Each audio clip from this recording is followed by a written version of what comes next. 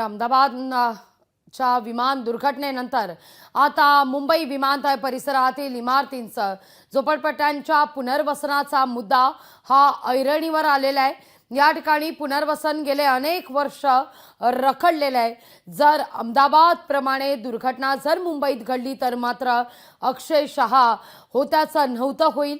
त्यामुळे या सगळ्याविषयी मात्र तातडीने उपाययोजना करण्याची मागणी आता जोर धरतीये।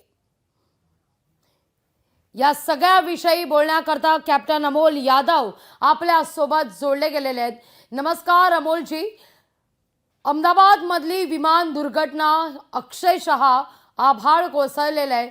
या दुर्घटनाग्रस्त सगळ्या आप्त स्वकीयांवर, नातेवाईकांवर आणि अर्थातच देशातली ही सर्वात मोठी विमान दुर्घटना मानली जाते।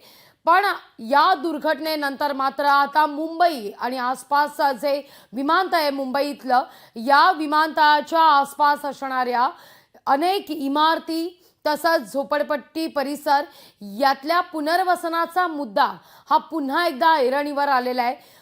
अहमदाबाद सारखी दुर्घटना जर मुंबईत कधी घडली तर मात्र कल्पनेच्या पलीकडे हे नुकसान असेल। त्यामुळे या मुद्द्यावर लवकरात लवकर तोडगा काढणं ही काळाची गरज आहे। अमोल सर, घटना घडलेली आहे ही फार रेअर अशी घटना आहे।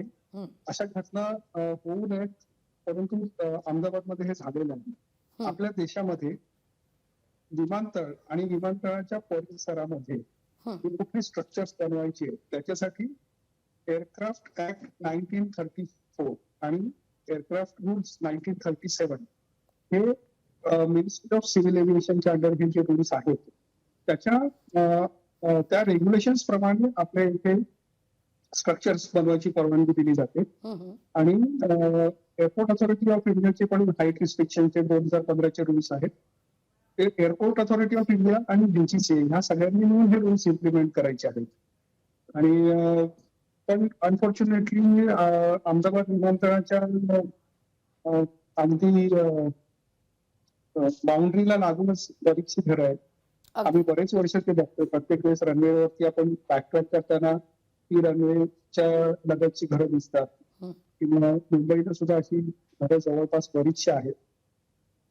एव्हिएशन फील्ड म्हणजे विमानात आत्ताची सध्याची मॉडर्न विमानं ही खूप सेफ असल्यामुळे ऍक्सिडेंट होत नाही।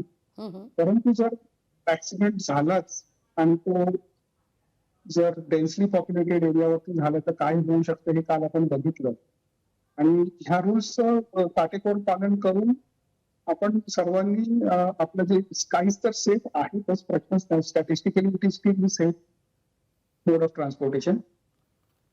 परंतु अशा घटना घडल्या म्हणजे आता काही वर्षांपूर्वी घाटकोपरमध्ये एक छोटस विमान दुर्घटनाग्रस्त झालेलं, तेव्हा सुद्धा काही हानी झालेली आणि तेव्हा सुद्धा आपल्याकडे अशाच काळजीची एक हे उमटलेली किंवा मुंबईचं जे आकाश आहे ते सेफ आहे की नाही, आकाश डेफिनेटली सेफ आहे। अशा घटना वारंवार होणार नाहीत अशी मला पूर्ण खात्री आहे। परंतु अशी घटना जर डेन्सली पॉप्युलेटेड एरियावर झाली तर काय होऊ शकतं हे आपण काल पाहिलं। अगदी अमोलजी, अगदी शेवटचा सवाल या मुद्द्यावर, मग ही विमान दुर्घटना जेव्हा अहमदाबादमध्ये घडते त्यानंतर मात्र आता अनेक सवाल या दुर्घटनेनंतर उपस्थित होत असताना मुंबई विमानतळ परिसरातल्या पुनर्वसनाचा तर मुद्दा आहेच, तो उपस्थित होतोच आहे। शिवाय नवी मुंबईमध्ये सुद्धा येऊ घातलेलं विमानतळ आहे, त्या दृष्टिकोनातून सुद्धा विशेष खबरदारी बाळगणं ही काळाची गरज मानली जाते। अमोलजी, खचितच जे सगळे रूल्स आणि रेग्युलेशन्स आहेत त्याचं पालन करायला पाहिजे। आणि पुनर्वसन जे होणार नाही त्याच्या रूल्स रेग्युलेशन्स बद्दल मला जास्त माहिती नाहीये, परंतु विमानतळाच्या परिसरामध्ये अनऑथोराइज स्ट्रक्चर्स असू नयेत हे आज कालच्या ऍक्सिडेंटने आपल्याला दाखवून दिलेले आहे।